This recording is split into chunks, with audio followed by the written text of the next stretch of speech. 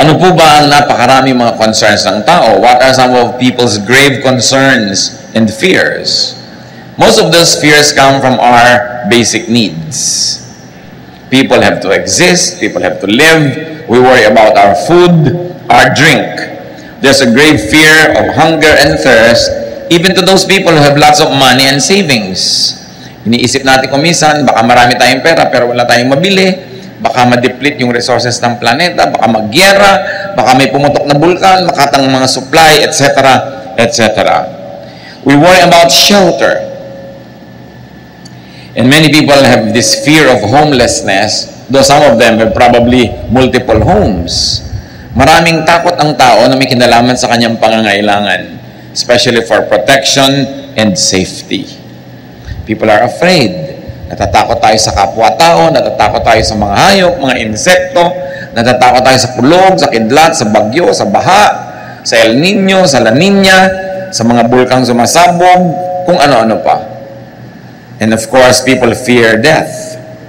And the fear of death is on top of many people's lists of grave concerns. Yun yung mga basic needs natin. Pero hindi lang naman yun ang need ng tao. People are also sometimes bothered by what you might call intermediate needs. The need for acceptance. Sometimes you have everything pero hindi ka sikat, hindi ka paborito, wala kang masyadong kakilala o kaibigan, at yun ay malaki ring problema ko minsan. We need affirmation. Dapat natin nadidinig, very good, you are welcome, ang ganda mo, ang ganda ng damit mo. Hindi tayo sapat na nasisiyahan na gusto natin ang itsura natin, kailangan gusto rin ng kapwa natin. We need affirmation. And we need comfort. Physical comfort, spiritual, and emotional comfort. Because of these needs that sometimes go unmet, many people have trouble and people lack peace. Then there are the so-called higher needs. Aside from all that, people also need peace. Minsan nasa iyo na lahat, pero magulo yung kalooban mo, hindi ka tahimik, parang nababaliwala ang lahat. Parang kuminsan nasasayang ang mga accomplishment, ang mga naipon, ang mga kuminsan kasikatan pa, pag ang tao hindi matahimik, walang kapayapaan. Higher needs might also include our need for righteousness. Dapat nating laging maalala, dapat tayong makumbinsin na tayo'y tama, na natutuwa sa atin hindi lang mga tao, pati ang Diyos. Because we have such a thing as fear of evil. Fear of our own demons. Fear of results of wrongdoing. Kaya maraming mga tao sa kanilang guilt, sa kanilang hirap ng loob dahil sa mga maling ginawa na alam nila, hindi rin masaya sa buhay. Because we have fear of punishment for wrongdoing, and many people are also obsessed with fear of going to hell. Those kinds of fears. Higher needs also include the needs of our spiritual life and eternal life. Kailangan natin ng eternal bliss. Hindi tayo kontento na masaya dito sa buhay, kumpleto ang pangangailangan, kailangan masaya rin tayo at nakakatiyak ng pupuntahan ng ating espiritu, na tayo'y ligtas, na tayo'y babalik sa Diyos. People need assurances of heaven after this life. Paano ang lahat-lahat ng yan matutugunan? Ang dami.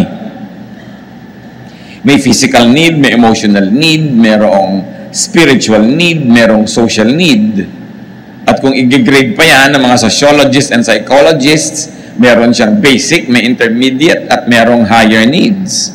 What is God's answer to man's grave insecurity and depression? Kuminsan ang tao, ang ganda-ganda, pero may insecurity pa rin. Ang yaman-yaman, may insecurity. Kung minsan, sikat na, kulang pa rin sa kanya. Ano ang sagot ng Diyos? At isa sa mga sagot niya na nasa Biblia, Psalm 23, verses 1 to 6. The Lord is my shepherd, I shall not be in want. He makes me lie down in green pastures. He leads me beside quiet waters. He restores my soul. He guides me in paths of righteousness for His name's sake. Even though I walk through the valley of the shadow of death, I will fear no evil, for you are with me. Your rod and your staff, they comfort me. You prepare a table before me in the presence of my enemies. You anoint my head with oil. My cup overflows. Surely goodness and love will follow me all the days of my life, and I will dwell in the house of the Lord forever. One of the most powerful and famous chapters of the Old Testament, Psalm 23. You can imagine the psalmist, nung ito ay binigkas, sinulat, nilikha, at inawit-awit at pinaulit-ulit awitin. Ano kaya ang kalagayan niya? Maaring siya ay isang mananampalataya na siguradong-sigurado sa kalagayan niya sa Diyos. At inisa-isa lang niya dito kung ba't siya sigurado. Inilistan niya para malaman ng iba, marinig ng iba, at nang tulad niya, maging sigurado rin sila sa kanilang mga buhay. Pero pwede rin baligtad. Pwedeng isa rin itong mananampalataya na hindi sigurado. Nag-aalinlangan, nangangapa, nai-insecure. At sa kanyang mga pagbubulay-bulay, sa kanyang mga araw, gabi ng takot, lungkot, pangamba, nervyos, hinanap niya ang maaaring maging dahilan para siya magkaroon ng kapayapaan. At anong kanyang ginawa? Ipinaalala niya sa sarili niya kung sino siya. At kumbaga siya ay tupa kung sino ang kanyang pastol. At inisa-isa niya ang dapat niyang maalala at maisip para mawala ang kanyang takot, lungkot, pangamba. So maaari itong mag-apply kahit kanino sa atin. Kung kayo yung secure na secure sa buhay, recite this, sing this, memorize this, share this with people so that they too may be like you. Secure, quiet, peaceful, happy, contented.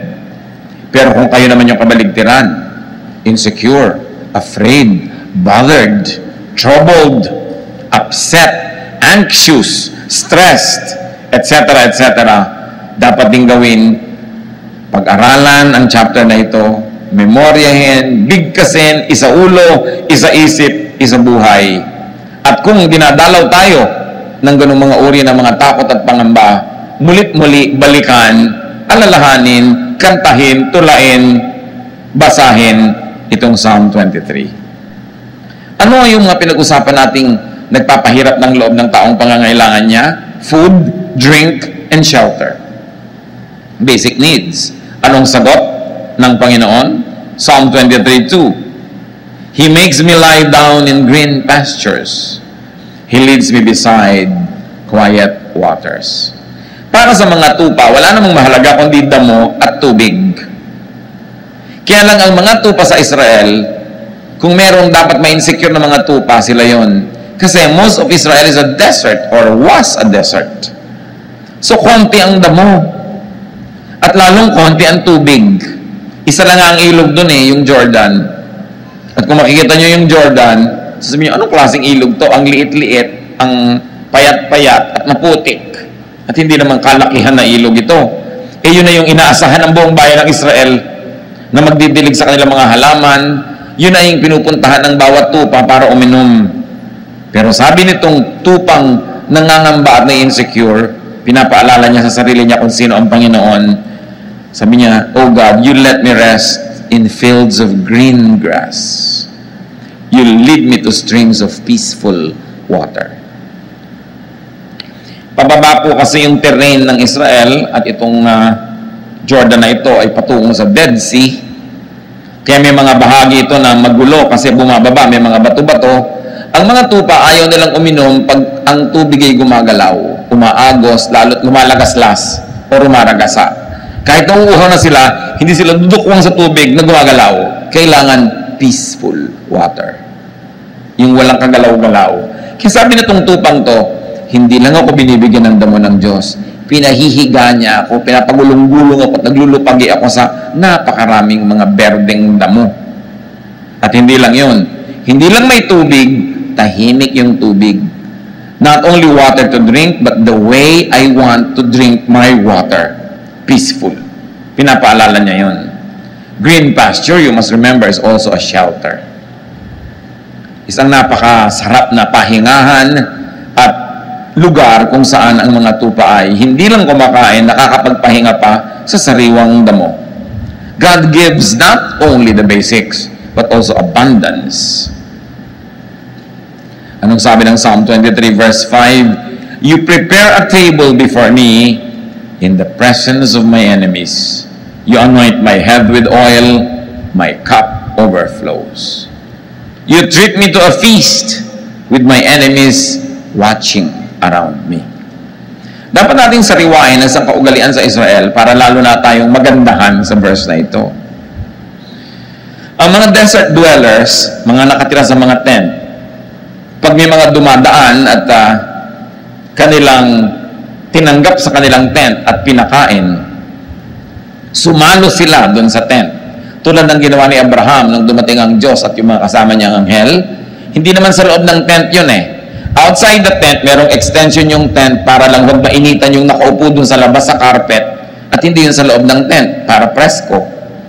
Doon nagpapakain yung mga may-ari ng tent na yan. Sa maliliit na mga dulang, kumisan nilalatag lang nila doon sa carpet yung kakainin nila. At kitang-kita ng ibang mga tent dwellers, may bisita pala si kapitbahay kasi hindi sa loob kumakain.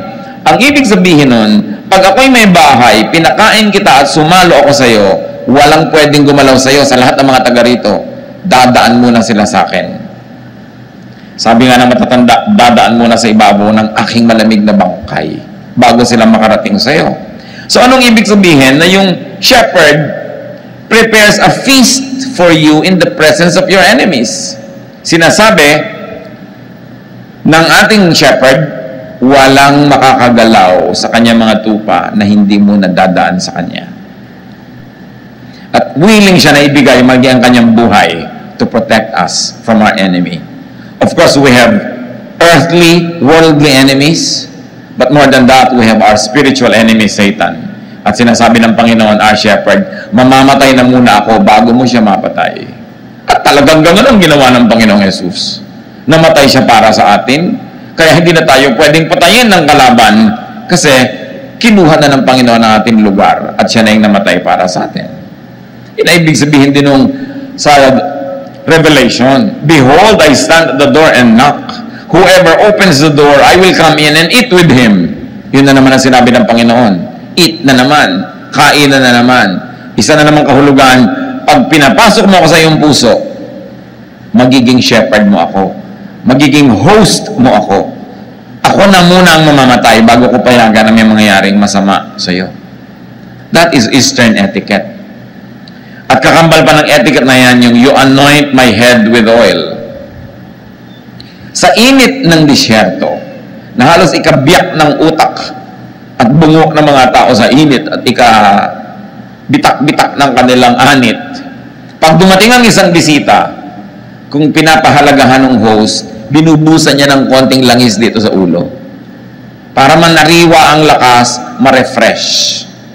Kuminsan, hindi natin na-appreciate yan kasi yung panahon sa atin, malagkit, ayaw natin ng langis pag nahihirapan tayo at mainit.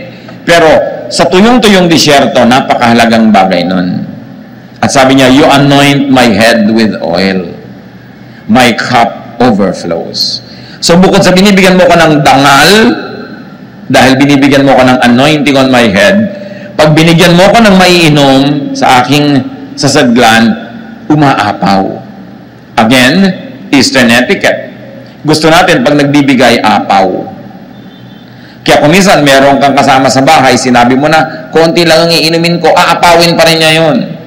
Kaya sa mo, binibili natin ng tubig, mahal yan, huwag mong ilagay lahat, aapawin pa rin niya, kasi sanay siya sa etiquette na dapat umaapaw.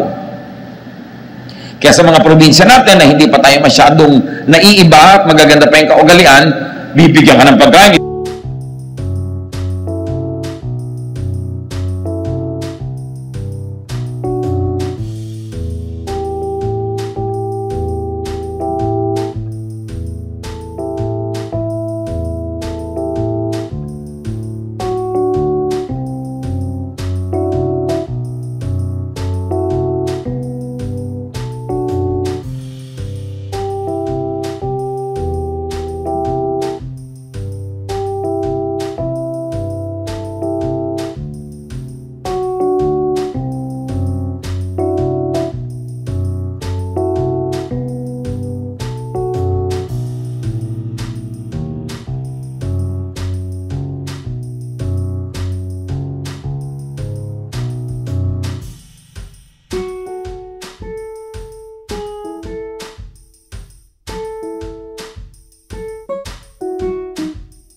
isang bundok sa plato mo, yung apaw-apaw.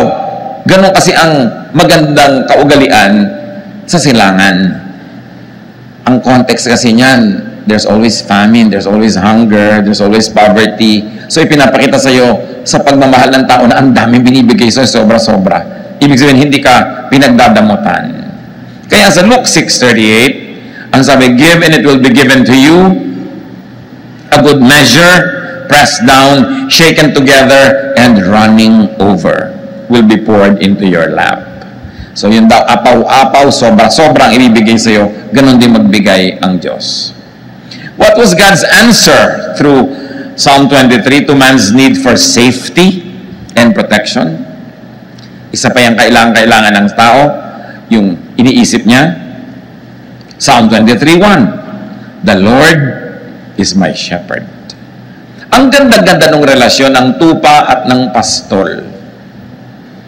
Kasi talaga po, ang tupa, matigas ang ulo, makakalimutin, at laging naliligaw.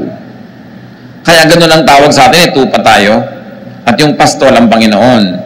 Ang pastol, kung sila'y naglalakad, pila-pila, hindi naman pwede sabay-sabay, kadalasan dumadaan sila sa makikitid na mga landas, dumadaan sila sa mga bukid na may tanim dito, may tanim doon, kaya kailangan sa gitna lang sila dumaan, o kaya sa gilid ng bundok na pwede ka mahulog, kaya isa lang linya. Either ang shepherd nando sa una, susunod sa kanya yung sumusunod, at yung kasunod, sumusunod, kasi ang mga tupa, sumusunod lang kung sino yung nasa una. Kaya yung mga nandaraya, pupunta doon sa una, ililigaw yung mga tupa, naliligaw lahat. Di ba? Ganon din sa spiritual life. Sumusunod ka dun sa umuuna, yung nagpapauso, yung pinaniniwalaan mo, ang dali-daling iligaw ng tao. Pag hindi ang Panginoon yung nasa una. Pwede rin na ang shepherd nasa dulo. Nasa malayong dulo siya ng pila. Kaya kung naglalakad sila, yung nangungunang pinagkakatiwalaan na tupa, yun ang mangunguna sa daan nila. Nasa dulo naman yung shepherd kasi baka may mga lions, may mga mababangis na hayop na gustong kainin yung nasa dulo. O baka yung mga nasa dulo, pag hindi nabantayan, maligaw, magkamali, wala nang makakaalam. So madalas nasa dulo yung shepherd. At pagka dumadaan sila halimbawa sa mga parang maisan o taniman ng trigo, yung mga tupa kuminsan, kumakagat-kagat doon sa mga prutas doon, kumakain kayo na hindi dapat, nakikiraan lang sila. Yung shepherd, may bato yan, babatuhin niya sa malayo, tatamaan naman si tupa. Maaalala nito pa, ay, oo nga pala, hindi ako dapat pagmerienda dito, hindi ito amin. Tutuloy na siya. At yung shepherd, di ba ang tungkod doon parang question mark? Kasi pag may lumiliko na tupa, hihilahin yung leeg, babalik ka. Nahihila ka lang ganon, sakit, pero babalik ka. Ganon din tayo. Pag naliligaw ng landas, hinihila ka ng Panginoon, masakit. Parang sabi, ay, pinapalo yata ako ng Diyos. Hindi ka pinapalo, hinihila ka lang nung kanyang, tungkod na nakaliko talaga yung dulo. Yun ang purpose nun. Ayaw mong masaktan, stay in line. No? Huwag kang lumiko sa kaliwa, sa kanan, diretso ka, at hindi ka mahihila ng ganon. So, ganun yung relasyon ng tupa. Eto pa, ang shepherd. Pag may sasalakay ng mga wild beasts na gustong kainin ng tupa, yan ang humaharap. Kaya yung tungkod niya, yung rod and staff niya, hindi lang niya pang-disiplina yun sa tupa, panglaban naman niya yun sa mga leon, sa mga mababangis na hayop, para i-protect niya. And it is not unusual for a shepherd to die for his sheep. Yun yung relasyon. Ang shepherd, pagka gabi na at matutulog sila sa isang lugar, pag umagang-umaga na at aalis na sila, meron siyang sipol o kanta o huni, madidinig ng mga tupa niya yon, susunod na sila at lalabas. Bakit? Kasi po, pagka ang mga tupa ay nandun sa desert, hindi lang naman sila ang tupa sa balat ng lupa. Marami pang iba. Marami rin ibang shepherd. So sa gabi, inaabot sila ng gabi siyempre sa mga ilang na lugar. Saan sila matutulog? I have seen some of these structures in Africa na maaaring kamukha ng mga nandoon din sa Israel. Na merong mga matataas na mga tinik, yung mga matitinik na mga sanga, iniipon niya ng mga katutubo, ginagawang parang bakod. bilog, meron lang gate. Yung mga baka o mga tupa na nanginginain kung saan-saan, paggabi doon sumisilong para itong hotel ng mga hayop. Merong siga sa gitna, merong fire, kasi ayaw lumapit ng wild beast sa fire. At hindi sila agad-agad makakasalakay kasi may matataas na bakod nga ng mga siit-siit at mga tinik-tinik na inipon. Ngayon, ang mga tupa at mga pastol, nagkakasama-sama sa loob ng iisang ganong silungan or hotel. Nagbibigay sila ng konting bayad doon sa may-ari nun, pero paggabi, halo-halo sila doon. Yung matatalinong mga shepherd, umagang-umaga pa lang, madilim pa lang, aalis na siya at ang kanya mga tupa. Bakit? Kasi sa gabi humahamog o umuulan. Maaaring yung mga konting mga lupa na parang konting palanggana na yung porous, yung kanyang lupa, hindi bumababa agad ang tubig, maaaring sa gabi nakakatch ng konting ulan yon. At yung mga damo, konting ulan lang, tumutubo bigla. So, ang gusto ng shepherd, pag umagang-umaga, silang mauna doon sa tubig. Kasi pag nag-inom na yung tupa niya, ubus na yon. Yung mga huling gumising, maubusan na. O kaya sila yung nakakain sa konting damo. So, yung marunong na mga shepherd, madilim pa lang, meron siyang sipol na signal sa kanyang mga tupa. Lahat ng tupa niya, kahit may kahalong ibang tupa doon na nagtulugan kung saan-saan, pag nadilig yung sipol niya, makikita yung anino niya, lumalabas na nung gate, susunod sila lahat dahan-dahan. Kaya dapat yung tupa, alam niya yung boses ng kanyang amo. At yan yung sinasabi ng Panginoon na mag-ingat kayo. Hindi lahat pastol. Some come to steal, to kill, to destroy. Kasi meron mga fake na shepherd.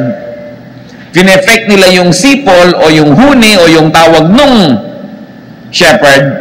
At pag yung mga tupang iba, nalin lang niya, nagsunuran sa kanya sa palabas, patay sila.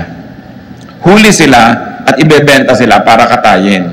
Kaya dapat yung tupa, kilala niya ang kanyang shepherd. Ma-appreciate natin lahat ang mga talinghaga ng Panginoon tungkol sa tupa at sa shepherd. Kasi ganoon din tayo mga kapatid. Pag hindi natin talaga kilala ang tinig ng Panginoon, nadadaya tayo ng maling tawag. Nadadaya tayo ni Satanas, nadadaya tayo ng ating emosyon, nadadaya tayo ng ating mga desires, ng ating greed, ng ating lust, and before we know it, we followed a wrong shepherd at tayo napupunta sa matadero at tayo kinakatay, nasasaktan, pinapahirapan, pinapatay. Kaya napakahalagang unawain para appreciate natin yung the Lord is my shepherd.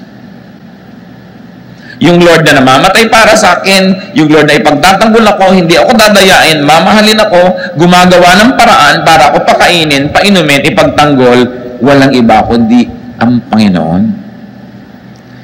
At sabi sa Psalm 23 verse 3, He guides me in paths of righteousness for His name's sake. Or because of His name, because of who He is, He guides me. According to His name, according to the meaning of His name, which is shepherd, He guides me. Hindi niya ako lilitsunin o kakainin. Hindi niya ako ipapahamak kasi ang pangalan niya, shepherd. At siya ang aking shepherd. Psalm 23 verse 4, Even though I walk through the valley of the shadow of death, I will fear no evil. For you are with me. Your rod and your staff, they comfort me. Yung pinag-uusapan natin tungkod niya. Ano pa ba ang hihigit sa kamatayan na nakakatakot? Wala na. I may walk through the valleys as dark as death, sabi noong tupa, but I won't be afraid. You are with me. And your shepherd's rod makes me feel safe. Pag nakikita nung tupa, yung daladala nung shepherd na tungkod, sabi niya, yan ang gagamitin niyang pamalo sa mga kalaban. Yan ang gagamitin niya pang protect sa akin. At kahit dumaan ako sa pinakamadidilim ng mga libis, kahit dumaan ako sa hirap ng buhay na parang wala ng katapusan, kahit dumaan ako sa sakit at sakit na parang wala ng ginhawa, kahit masuot ako sa pagbuhol-buhol na problemang parang hindi na maaayos pa, sabi ko nun, hindi ako matatakot. Hindi yung problema ang titingnan ko, hindi yung leon, hindi yung mabangis na hayop, hindi yung dilim. Ang titingnan ko, yung shepherd ko at yung hawak niyang tungkod. At pag yun ang tiningnan ko, mawawala ang aking takot. Because the shepherd is bigger than any beast. The shepherd is bigger than any problem. The shepherd is more brilliant than any darkness. Natatakot ka lang naman pag ang tinitigan mo yung dilim. Pag ang tinitigan mo yung mababangis na hayop. At katulad ni Pedro, nung tumitig sa mga alon at sa hangin, doon natakot, doon lumubog. Kaya pinipili mo ang iyong tititigan. Sasabihin mo, you are with me. What does it mean that the shepherd is with us? That he has compassion. You are with me. Kakampi kita. Hindi lang kita kasama, kakampi pa kita. At nakakapagbigay yon ng lakas ng loob. Sabi, your rod and your staff comfort me. Anong klaseng comfort? Pag nakikita ko yan, lumalakas ang loob ko kasi alam ko, yan ang sagisag ng iyong kapangyarihan. They give me a sense of security. At tungkol pa rin sa mga insecurities, sa pinag-usapan na natin, Psalm 23 verse 5, you prepare a table before me in the presence of my enemies. Walang makakagalaw sa akin. At hindi lang yon, ine-estima mo ako, pinapahalagahan, there is great acceptance here and affirmation. You anoint my head with oil, my cup overflows. So there's comfort, and there's honor, and there's dignity. Ibang klaseng shepherd ito. Ganun siya mag-alaga sa kanyang mga tupa. What else is God's answer to man's need for peace of mind? Diba pinag-usapan din natin, kailangan natin yan. Verses 2 to 3, He makes me lie down in green pastures. He leads me beside quiet waters. He restores my soul. He guides me in paths of righteousness for His name's sake. Kailangan natin yan to restore, to be restored. Yung mga nervyos, humupa. Yung mga takot, mawala. Yung mga pangamba, maalis sa ating buhay. At tayo ay matahimik. At ito sinasagisag ng green pastures. It doesn't only feed, it also refreshes. It also empowers. Quiet waters. Pag nagbigay ang Panginoon, hindi lang tubig pero magulo nga, tahimik. And the Lord restores my soul. Emotional, spiritual rest. Just thinking of the Lord and remembering who He is already gives you the greatest therapy. What is God's answer to man's need for righteousness? Well, human beings, as we have said, need to be righteous. To feel righteous and to be treated as righteous. Psalm 23:3, He restores my soul. He guides me in paths of righteousness for His name's sake. So we become righteous because the Lord leads us. Yung nauuna siya, sumusunod tayo. O nauuna tayo, pero nandun siya sa likod, binabantayan niya tayo, kinakawit niya tayo para bumalik. Pag nagkakamali tayo, nagiging righteous tayo by doing the right thing. But more than that, through the work of Jesus our shepherd, nagiging righteous tayo by faith.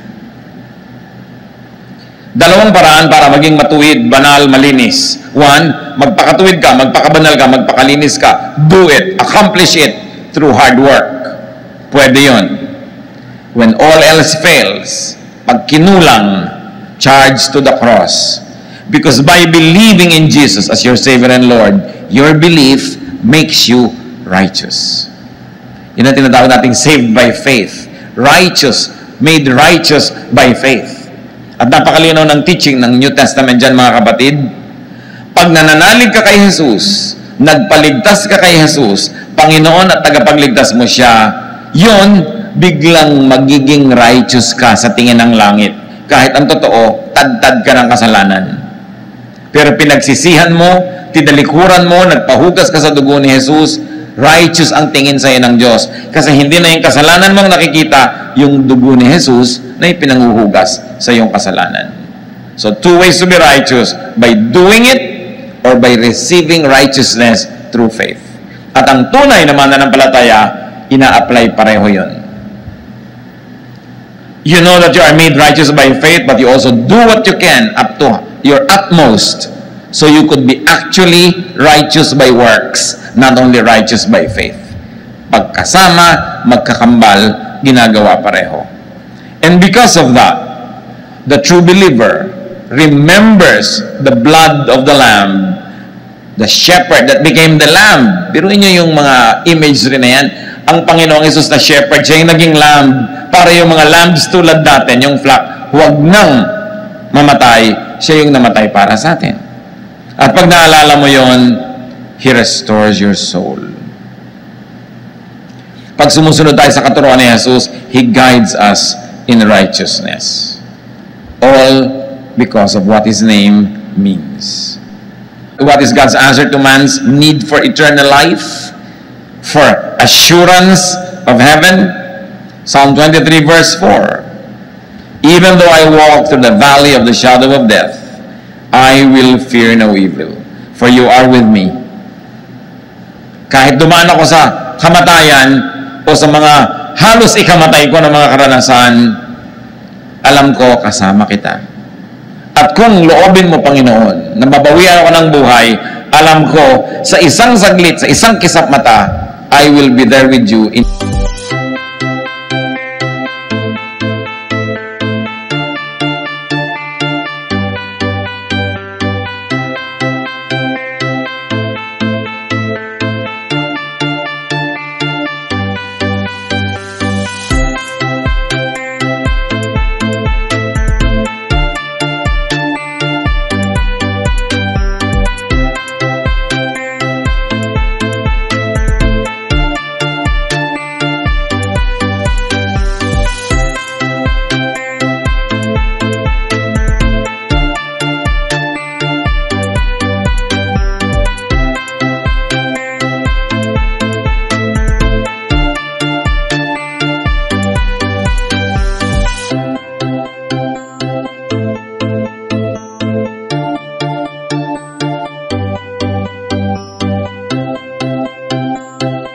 In a much greater state of spirituality, because I will no longer be confined to this physical body.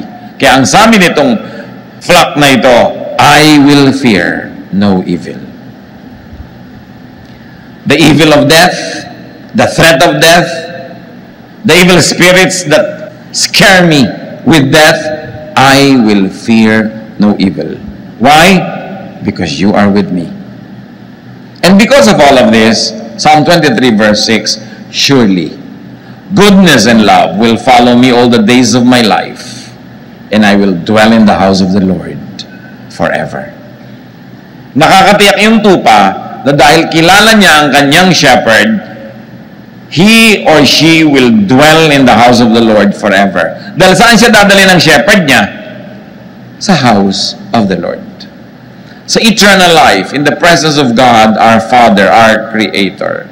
Sabi niya, surely goodness will follow me. What goodness? Whose goodness? God's goodness.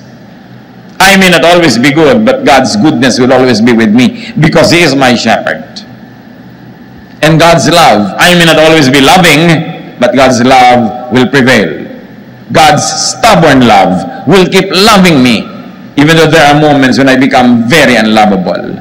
So I feel secure.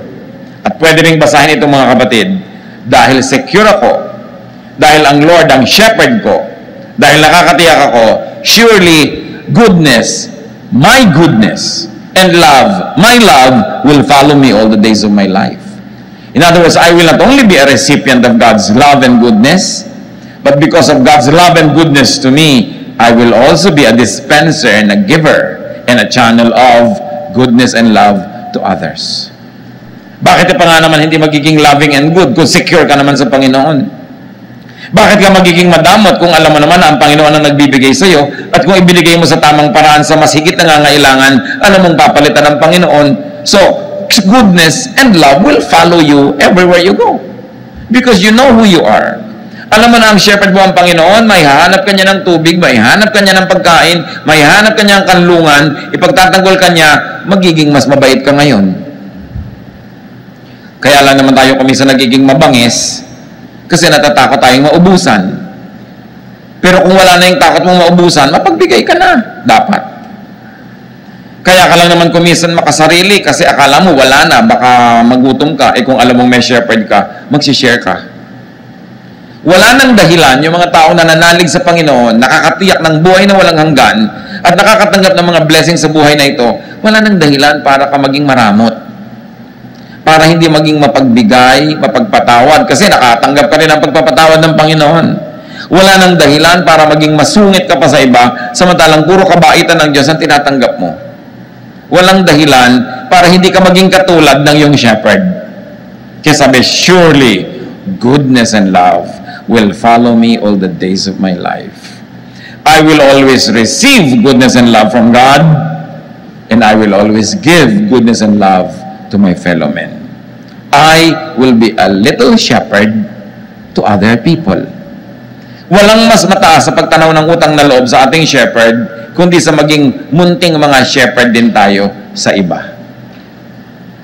Ang pinakamabisang pagpapasalamat sa Panginoon yung ibahagi din natin sa iba yung tinatanggap natin sa Kanya. Napakainam na isipin yon sapagkat may dahilan ka naman to be secure. And I will be in the house of the Lord forever. How do we receive God's answer to man's needs? Paano yun mangyayari? How do you receive God's solution to the problems? How do you receive God's blessings? Nasa verse 1 ang sikreto. Psalm 23 verse 1. The Lord is my shepherd. I shall not be in want. So you don't want these insecurities? Or you want them minimized, removed from your life? Or if you are not having these insecurities now, you don't want them ever? Make God your shepherd. Make God your leader, protector, and provider. Kuminsan kasi mali yung sinusundan natin. Mali yung Diyos natin. Mali yung ating shepherd. Kung kani-kanino tayo nakikinig, nagpapa-impluensya, nervyos tuloy yung inaabot natin, insecurity, fear. Make God your shepherd. He will not be automatically be your shepherd. You've got to invite God. Sabi niya, I stand at the door and knock. Whoever opens the door, I will come in and eat with him. Para yung rule na if P then Q. If the Lord is my shepherd, then I shall not be in want. When hungry or thirsty, in a physical, emotional, or spiritual way, when broken or afraid, when you walk through your valley of the shadow of death, when alone or lonely, when troubled or anxious or depressed, ask the Lord to be your shepherd. He is only a prayer away. Kung minsan malakas ang loob mong pumunta sa isang lugar, biglang nalaman mo na lang, na-trap ka na pala, isa na palang dark valley, call on God. Ask Jesus to rescue you. Tulad ng ginawa ni Peter nung lumulubog na siya doon sa tubig. Dati naglalakad siya, pero lumubog. Sabi niya, Lord, save me. Kung kayo ngayon ay nasa isang valley ng buhay nyo, ask God to hold you by the hand, to be your shepherd, and to take you out of that mess. Because God promises to be there. Huwag kayong kakapit sa patalim. Sabi, nagigipit ako, kakapit ako sa patalim. Bakit ka kakapit sa patalim kung nandiyan ang kamay ng Panginoon at inaabot ka? Bakit ka magre-resort sa mga paraan na hindi maka-Diyos? Magulo, mahirap, lalong lulubog ka at lalong sisikip ang mundo mo at lalong magkakabuhol-buhol ang problema mo. Pag nagigipit ka na, namang problema ka na, it's high time to remember that the Lord is your shepherd. At hindi bagay sa mga tupa ng Diyos yung nagugutom, nauuhaw, nakakagat-kagat ng ibang mababangis na hayop. Kasi umaalis sila doon sa grupo. Kaya dapat stay together. Kaya ang gusto ng Panginoon, fellowship. Do not neglect the fellowship. Attend church, do Bible study, worship together, pray together. Kasi pag humihiwalay ka, Naaakit ka ng mga mababangis na hayop na pag malayo ka na sa grupo, malayo ka na sa protection, nalimutan mo na kung sino ka, madali ka na nilang kainin. So ang dapat lang gawin, kung meron man sino sa atin na nalalagay dyan sa dark valley, magbalik loob. Bumalik sa Diyos. Tumawag. Dahil yan ang pinakamadaling tawagan sa lahat, ang ating shepherd. Hindi nagiging busy. Always ready, willing, and able. Ask the Lord to be your good shepherd. John 10:14-15, I am the good shepherd. I know my sheep, and they know me. Yun yung binabanggit ko sa inyo kanina. Intimate. Alam ng sheep yung boses ng shepherd niya. Just as the Father knows me, and I know the Father, and I lay down my life for the sheep. If the Son of God, the King of Kings, is your shepherd, bakit ka may insecure? Ba't ka nanervyusin? Hindi mo business na mag-provide talaga ng damo yung shepherd mo ang naghahanap nun. Pero dapat ang business mo sumunod sa kanya dahil doon kanya dadalin kung nasan yung damo. Ang sumunod dahil dadalhin kanya kung saan merong quiet waters. At kung dumadaan ka sa isang deep, dark valley, lalong dapat kang sumunod sa Panginoon dahil tanging ang pagsunod sa Kanya ang pag-asa mong makaalis sa madilim at mapanganib na lugar.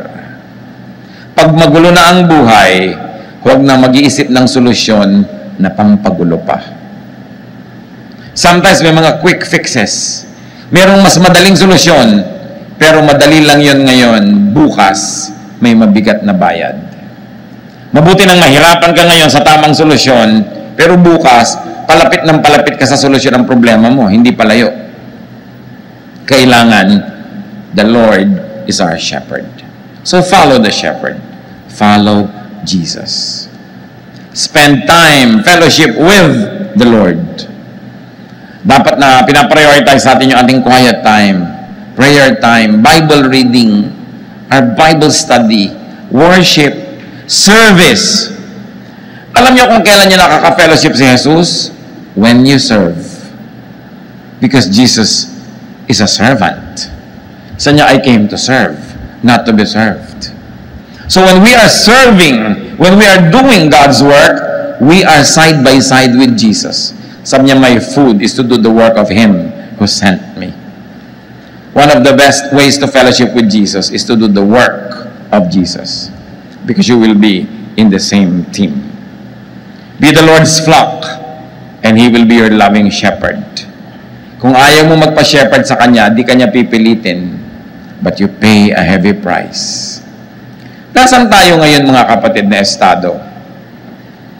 Tayo ba flock na ni Jesus? Tinanggap na ba natin siya bilang Panginoon at tagapagligtas sa ating buhay? Kung hindi pa, huwag niyong sayangin na sandali sa isang prayer na time team, personal, at pwede niyong gawin ngayon. Accept Jesus into your heart as your Savior and Lord. Imbitahan niyo siya na maging Panginoon at tagapagligtas. Ask to be forgiven of your sins, and then invite Jesus into your heart to be your King, your friend, your shepherd. Kung nagawa niyo na yan, mga kapatid, flock ka na ng Panginoon, nasaan ka? Ikaw ba yung naliligaw ng konti ng landas? Kakain-kain niya sa gilid-gilid, lumalakad na yung grupo, naiwan ka na because you became busy with things that God did not want you to be busy with. Dapat magising ka at bumalik ka sa grupo. Konting-konti na lang, sabi sa Bible, the devil prowls around like a roaring lion looking for someone to devour. Kung ang Satanas ay parang leon na nagbabantay at nagmamatsyag, pumipili, humahanap ng kakainin niya. Sa palagay niyo, ang pipiliin niya, yung ang lapit-lapit kay Jesus. May hawak na rod yun. Itong babaeng itong nakaasul, medyo malayo-layo. No? Ito ang madaling kagat-kagatin, wala itong proteksyon. No? Nasa gilid-gilid. Ang lalaking itong nakapula, pwede ito. Ang babaeng itong naka-Adidas. Alam niyo ba na kahit ngayon nakabantay si Satanas, gaantay siyang malingat kang malibang lumayo, Kaya yung iba makakagat, maalala na may grupo siya, siyempre hihilahin ni Jesus pabalik, masasaktan, pero nababalik. Yun ang pinakamasarap na sakit. Yung sakit dahil nababalik ka sa pila, sa tama mong dapat kalagyan. So meron naman ng mga tupa na nalalaglag pa sa bangin. Hirap na hirap si Jesus na bumaba doon at kunin siya. At alam niyo yung good shepherd, iniiwan niya yung marami, binabalikan niya yung isa. So utang na loob, huwag mo naman pagurin ng Diyos. Huwag ka na lang lumayo, para hindi ka na pagpaguran na hanap-hanapin laging nawawala. So ang challenge mga kapatid, dalawa lang. Tupa ka na ba ng Panginoon? At sinabi ko na, kung hindi pa, magpatupa ka sa Kanya. Maging siya ang iyong pastol. At kung siya na talaga ang pastol mo, natanggap mo na siya, suriin mo lang kapatid kung nasan ka ngayon. Kasama ka bang naglalakad? Tumatawag ba siya? Inaantok ka pa, sipol na siya ng sipol, ayaw pang bumangon. Aalis na yung grupo. Nakikinig ba tayo? Nagpapapigil ba tayo kung pinipigil? Sumusunod ba tayo pag pinapasunod? Ama namin sa langit, salamat sa mga paalala. Ayaw namin na magkaroon kami ng mga takot, pangamba, insecurity. Lagi mong ipaalala sa amin kung sino kayo. Kung sino ang iyong anak na si Jesus sa aming buhay. Na siya ang aming pastol. Hindi namin trabaho magpaulan, hindi namin kaya yun. Hindi sa amin nakaatang yung paghahanap ng tubig para sa amin. Pero ang assignment namin, sumunod. At sa pagsunod namin, doon namin makikita yung tubig, yung damuhan, yung pahinga, at doon kami makakaalis sa madidilim at mga madadawag na lugar. Ituro mo sa aming maging masunurin sa iyong anak na si Jesus. Magbulay-bulay tayo mga kapatid kung meron tayong mga katigasan ng ulo. Bilang tupa, gusto mo pa ikaw ang masunod, hindi yung pastol. Ama naming Diyos, maliit na bagay na tumayo kami, pero ang laki ng kahulugan. Pagpapakumbaba, pag-amin ng aming makasalanan at paglabag sa kalooban mo. At higit doon, nagpapasako kami muli sa iyo. Gusto namin uling makasama nung flock mo sa lahat ng bagay. Na kung naglalakad